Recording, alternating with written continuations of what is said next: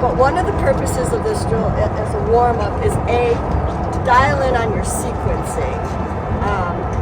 Because reviewing the video, we're seeing a lot of people break the arms too early, not keep the arms long, they're not using body and the length of your arms enough in the middle of the stroke.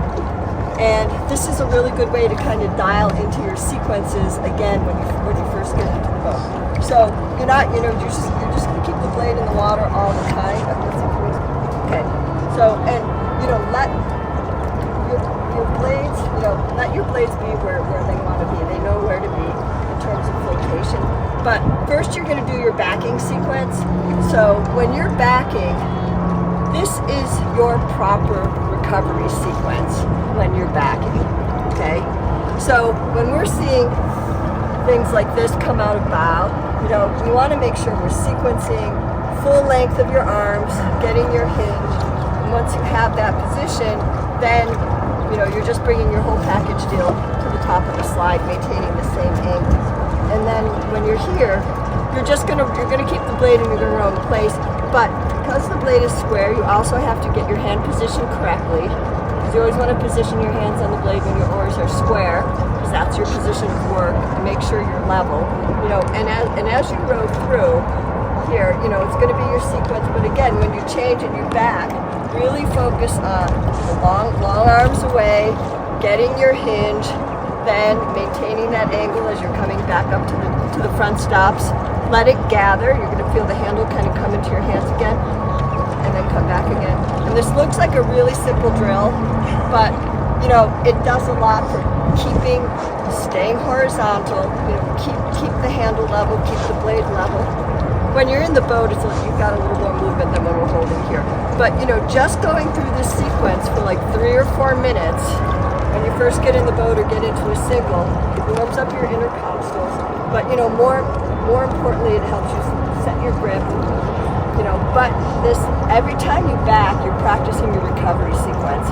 And Mary Whipple, who's the cox of the women's 8, says the arms screw up everything. Hi, Marlene Royle. Yes. Yeah, this is my first time being coached by you. And could you tell us a little bit about yourself?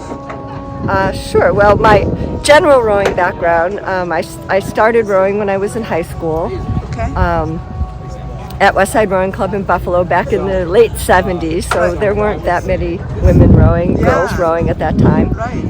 And then I went out to row at Boston University. Okay. And I actually started coaching after my first year at university. So I started coaching at the Boston University Summer Recreational Program, which was one of the first programs for masters in the United States. Okay. Because in those days in Boston, nobody would teach you how to row. So all the clubs that started were much after that. I myself trained competitively until I was 39. I was a lightweight sculler. Okay. And I rowed in high school and university, and then for a number of years afterwards. Okay. In U.S. trials and those types of races. And I actually retired from rowing competitively when I was 39. But I was coaching all of these years. Right. And started my online training in 1999, which was one of the first programs ever for virtual coaching. And I lived at Craftsbury Sculling Center for a number of years, and also worked at Florida Rowing Center. Do you coach there? I was there for about 20 years. Wow. And now I coach there also, but I'm not there the entire season. I'm kind of in and out during the season. But right. So could you talk a little bit about woman rowing, and coaching women, right?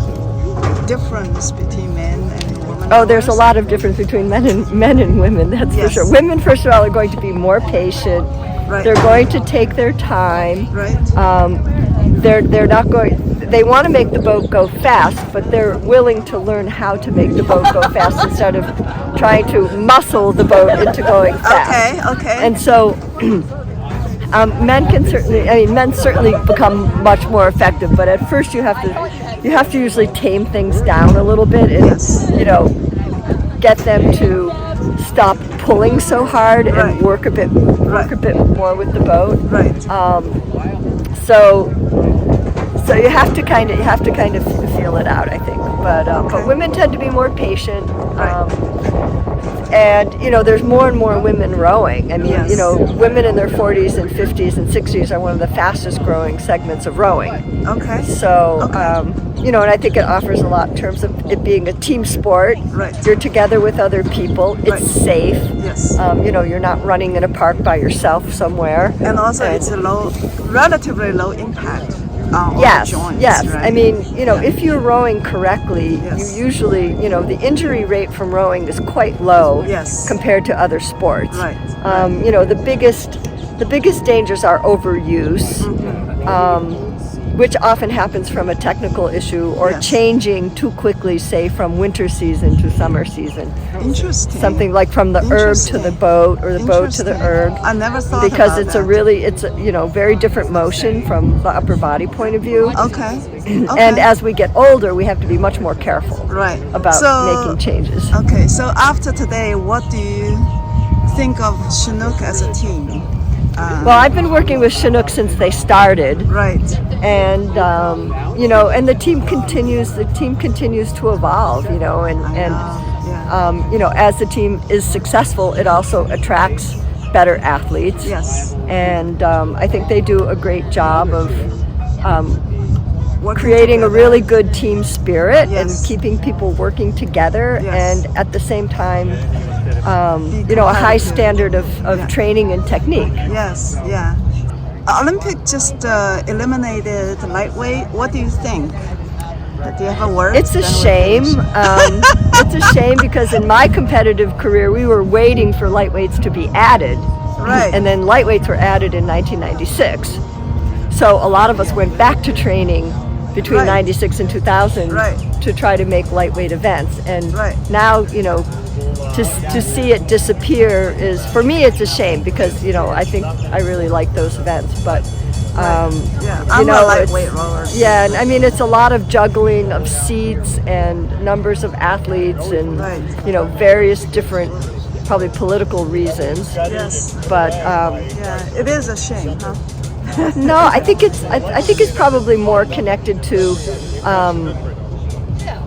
it's probably more of a political decision in terms of having to shift some seats to other events so that they don't increase the total number of people rowing, because now coastal rowing is coming in. Okay. And so that Got it. coastal Okay. rowing is probably going to take up some seats in the rowing Got it. family, so to speak. But Right, right. Well, thank you so much, Marlene, and I'm really looking forward to be training with you again good. tomorrow. Well, you're welcome. Thank you. It was Yeah. a good day.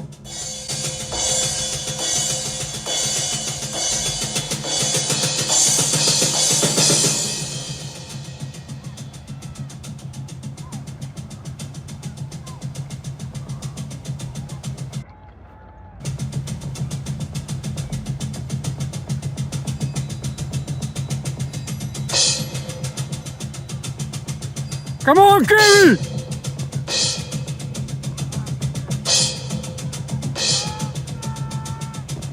Come on, Gary! 250! Come on, 250!